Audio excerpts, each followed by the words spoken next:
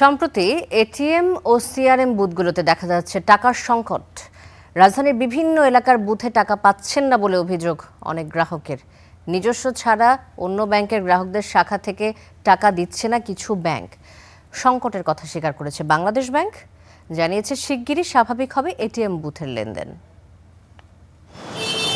ঈদে নগদ টাকা তোলার চাহিদা বেশি থাকলেও স্বাভাবিক সময়ে তা কমে আসে, কিন্তু হঠাৎ করেই ব্যাংকের এটিএম বুথগুলোতে দেখা গেছে টাকার সংকট। বুধবারও রাজধানীর কিছু এলাকায় এই দৃশ্য দেখা গেছে। গ্রাহকদের অভিযোগ, বিভিন্ন বুথ ঘুরেও মিলছে না টাকা।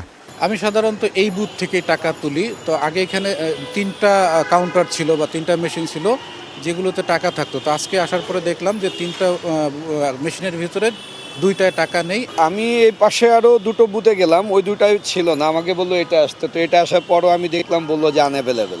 20,000 টাকার জন্য প্রথমে পাঞ্চ করলাম, প্রথমে বললো যে এটা আউট অফ সার্ভিস। দ্বিতীয় মেশিনে গেলাম, তখন তারা আবার টাকা দিয়ে পাসওয়ার্ড দিলাম, তারা বললো টাকা নেই।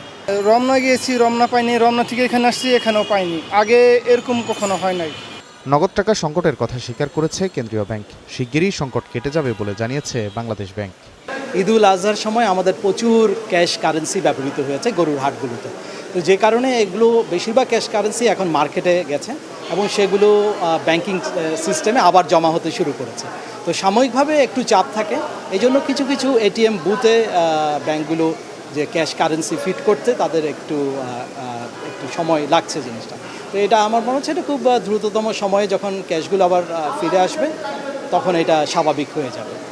বর্তমানে সারা দেশে ব্যাংকের এটিএম ও সিআরএম বুথের সংখ্যা 21,739টি। গেল মার্চ মাসে এসব বুথের মাধ্যমে লেনদেন হয়েছে 53,467 কোটি টাকা।